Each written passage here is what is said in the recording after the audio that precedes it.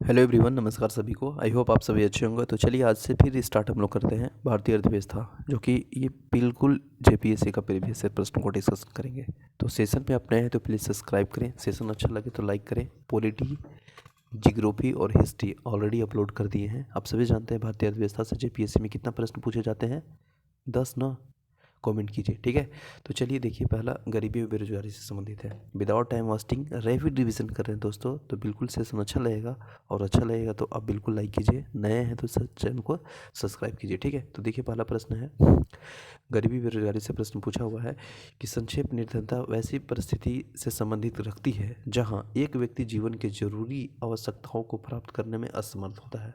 तो बिल्कुल, अगर कोई व्यक्ति अपनी आवश्यकता बेसिक चीज़ों को प्राप्त करने में असमर्थ है ना, डाउन टेबल है, तो उसी को सापेक्षिक निर्धनता परिस्थिति से संबंधित रखा जाता है। ऑप्शन नंबर इस प्रश्न का राइट आंसर हो जाएगा, ठीक है।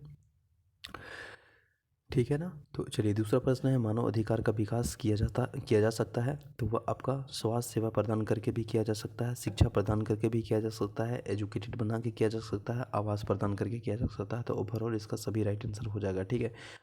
प्रचंड बेरोजगारी का अर्थ क्या होता है? तो बेरोजगारी प्रचंड से संबंधित है ना, कि श्रम की सीमांत उत्पादन शून्य होगा, तो प्रचंड बेरोजगारी के अंतर्गत आते हैं। ऑप्शन नंबर सी प्रश्न का राइट आंसर हो जाएगा, ठीक है ना। तो रैपिड रिवीजन देख रहे हैं हम लोग, तो सेशन बिल्कुल अच्छा लगेगा, आप लाइक कीजिए। देखिए 2004-2005 में 61वें NSO के डाटा के निर्धारिता आकलन के लिए विधि अपनाई गई है। तो विधि जो अपनाई गई है ना, वह अपनाई गई है URM और URM दोनों, ठीक है। तो यह 2004-05 में 61वें चक्र में NSO डाटा निर्धारणता के लिए URM और देख लीजिए यहाँ पे URO, ठीक है ना, URM और MRO दोनों अपनाई गई है, ठीक है। चक्रीय निर्धनता थे, तो चक्रीय निर्धनता जो निरंतर निर्धन और गैर निर्धन होते रहते हैं उसी को बोलते हैं चक्रीय, ठीक है। Option number B. चक्रीय निर्धनता वे होते हैं जो निरंतर निर्धन होते हैं और गैर निर्धन होते रहते हैं। चक्रीय निर्धनता उस स्थिति को कहते हैं जिसमें एक बार गरीबी की स्थिति आने के बाद सदा के लिए बनी रहे, यदि कोई बाहरी हस्तक्षेप न हो तो, ठीक है। आर्थिक नियोजन से संबंधित प्रश्न पूछे गए हैं। राष्ट्रीय आय बजट, राष्ट्रीय खाद्य सुरक्षा कानून के संदर्भ में कौन सा कथन सत्य नहीं है?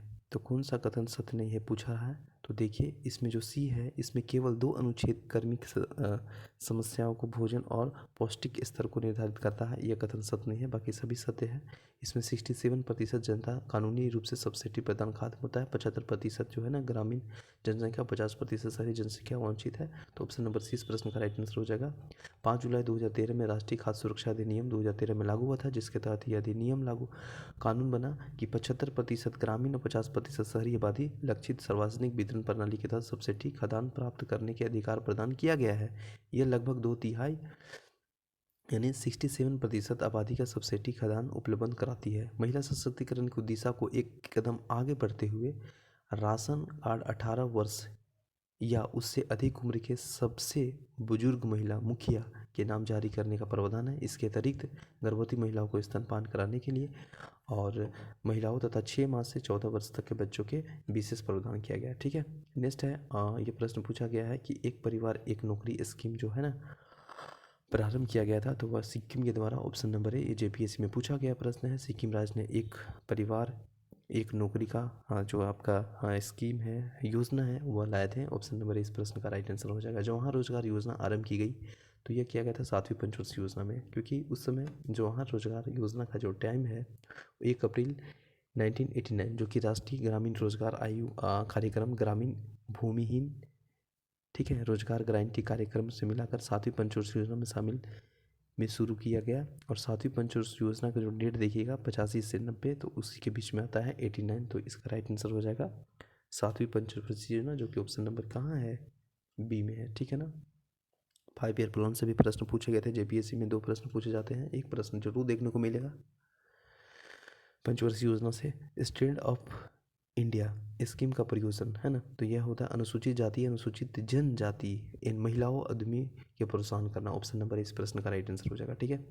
व्यय का अनुमान किस रूप में भारतीय संसद के समक्ष रखा जाता है तो वह आपको अनुदान का अनुरोध आर्टिकल 313 सॉरी माफ़ कीजिएगा बार 313 ceiling of tongue mistake don't mind it. Article 113 में 13 के 2 में अनुसार व्यय का अनुमान भारतीय संसद के समक्ष अनुदान का अनुरोध के रूप में रखा जाता है। यह विनियोग अधिनियम द्वारा किसी विशेष सेवा पर चालू वर्ष के प्रत्येक व्यय को किए जाने के लिए प्राधिकृत कोई राशि अपर्याप्त पाई जाती है और यह बजट की उल्लेखनीय न है कोई किसी नई सेवा पर खर्च की आवश्यकता उत्पन्न हो जाती है तो राष्ट्रपति इन अनुपूरण अनुदान संसद के समक्ष पेश करवाते हैं। ठीक है, नेक्स्ट प्रश्न है, भारत में बजट का राजस्व अनुमान तैयार किया जाता है तो वह किया जाता है वित्त मंत्रालय के द्वारा। आप सभी जानते हैं बजट एक लेख पत्र है जो कि सरकार के राजकोषीय नीति से संबंधित है। Option number C.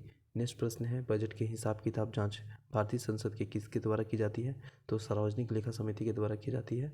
ठीक है, इसमें थोड़ा देख लीजिए, बजट हिसाब किताब जो जांच है ना भारतीय संसद के सार्वजनिक लेखा समिति के माध्यम से करती है और यह संसद की एक प्रमुख समिति है जिसकी सदस्यों की संख्या 22 होती है, जिसमें 15 लोकसभा 7 राज्यसभा के सदस्य होते हैं। यह नियंत्रण महालेखन परीक्षण की रिपोर्ट की जांच करती है। ठीक है, नेक्स्ट है प्रश्न नंबर 14, निम्नलिखित में से कौन सा एक वित्त मंत्रालय एक विभाग नहीं है तो वह बैंकिंग विभाग नहीं है, बाकी व्यय है, राजस्व है, आर्थिक मामले है। ऑप्शन नंबर सी प्रश्न का राइट आंसर हो जाएगा। बैंकिंग विभाग वित्त मंत्रालय का एक भाग नहीं है। बैंकिंग विभाग की स्थापना अलग से है। भारतीय केंद्रीय बैंक रिजर्व जैसे IRB है ना, RBI reserve bank of India की स्थापना 1935 में किया गया है और इसका राष्ट्रीयकरण जनवरी 1949 में किया गया है। भारत का सबसे बड़ा व्यापारिक bank state bank of India है। ओके, बजट शब्द की उत्पत्ति फ्रेंच भाषा शब्द से जो कि बेजोटी में हुई है जिसका अर्थ होता है थैला होता है ना, बिल्कुल इस प्रश्न का राइट आंसर भी हो जाएगा, थैला होता है। नेक्स्ट है, किस वर्ष बजट का औपचारिक तौर पे भारत का लागू हुआ था तो वह हुआ था 1860 में। ऑप्शन नंबर ए है ना, भारत में औपचारिक तौर पे 1860 में तत्कालीन वायसराय लॉर्ड कैनिंग के परिषद में वित्तीय सदस्य के जेम्स विल्सन के प्रस्तुत किया था और जेम्स विल्सन के भारतीय बजट के प्रेरणा माना जाता है। ठीक है, 17 आर्टिकल में है कि वार्षिक वित्तीय विवरण को संसद के दोनों सदनों में समक्ष प्रस्तुत किया है तो वह हुआ आर्टिकल 112 के तहत। ऑप्शन नंबर ए इस प्रश्न का राइट आंसर हो जाएगा। ठीक है ना, नेक्स्ट है, भारत की आर्थिक सर्वेक्षण प्रत्येक वर्ष सरकारी तौर पर प्रकाशित किया जाता है तो वह होता है भारत सरकार के वित्त मंत्रालय के द्वारा। ऑप्शन नंबर सी है ना।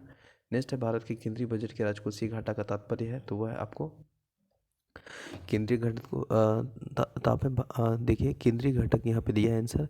राजकोषीय घाटा का तात्पर्य है देश के एक वित्तीय वर्ष के दौरान कुल प्राप्तियों की तुलना में कुल अदाई गई अधिकतम से। तो ऑप्शन नंबर 20 प्रश्न का राइट आंसर हो जाएगा। ठीक है, 10वीं पंचवर्षीय योजना भारत में कब आया था तो 2005 से 2012 तो हो जाएगा नेक्स्ट वाला इसका। ठीक है ना, तो 2002 से 2007 है ना, वह 10वीं पंचवर्षीय योजना के अंतर्गत आता है। ठीक है, जिसका जो लक्ष्य था वो 8% वार्षिक विकास दर का टारगेट किया था। ठीक है, 5वीं पंचवर्षीय योजना के 2 प्रमुख उद्देश्यों में एक गरीबी निवारण तथा दूसरा मुख्य उद्देश्य था विकास के लाभों का समान। ऑप्शन नंबर सी इस प्रश्न का राइट आंसर हो जाएगा। तो 21 नंबर का प्रश्न नंबर 21 का ए राइट आंसर हो जाएगा। ठीक है, भारत के वर्ष 1975 में लागू की गई एकीकृत बाल विकास सेवा योजना किसके द्वारा लागू की गई थी तो यह HRD मंत्रालय। ऑप्शन नंबर 20 प्रश्न का राइट आंसर हो जाएगा। ठीक है, ICDS माफ़ कीजिएगा HRD भुला गया, तो ICDS के द्वारा लागू किया गया था, 1975 में लॉन्च किया गया था। इसके तहत 6 सेवाएं प्रदान किया गया है जो कि आप देख लीजिए। ठीक है, इसके बाद देखिए 12वीं पंचवर्षीय योजना के संदर्भ में कौन सा बिंदु नहीं है तो इसमें जो है ना नहीं है। Option number D right answer हो जाएगा। ठीक है, राष्ट्रीय आजीविका मिशन NRL शुभारंभ हुआ था तो 2011 में। ठीक है, नेक्स्ट है, प्रत्याशी के क्षेत्रीय समावेशन के लिए दीनदयाल उपाध्याय ग्रामीण कौशल योजना का एक उपायोजन हिमायन क्या है तो यह है जम्मू कश्मीर के युवकों के लिए। तो चलिए दोस्तों, आज के सेशन में हम 25 प्रश्न देखे हैं। मिलते हैं नेक्स्ट वीडियो में। Thank you so much. जय हिंद। सेशन अच्छा लगा होगा तो बिल्कुल आप लाइक कीजिए, कमेंट कीजिए। Thank you for watching video.